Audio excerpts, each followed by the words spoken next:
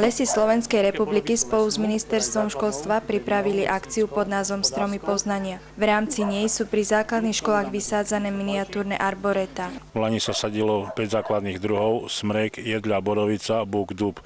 Tohto roku táto zbierka bola obohatená o borovicu limbu, borovicu kosodrevinu a smrekovec opadavý. Takto by mali postupne vznikať pri každej vybratej škole mini arboreta lesných drevín. Cieľ tejto akcie je to, aby deti spoznávali jednotlivé dreviny, aby jednotlivé triedy, ktoré sa zúčastnia na jednotlivých prednáškach, získali taký profesionálnejší prehľad o lese, o práci lesníkov, o význame lesa a význame prírody ako takej.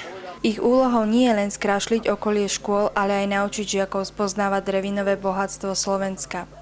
Túto akciu vnímam veľmi pozitívne, nakoľko deti získavajú a pestujú si vzťah k prírode.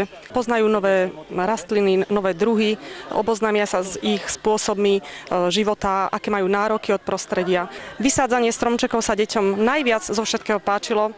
Bol to pre nich zážitok. Skrášlili si prostredie školy a verím, že si budú aj vážiť tie stromčeky, budú sa oň primerane starať.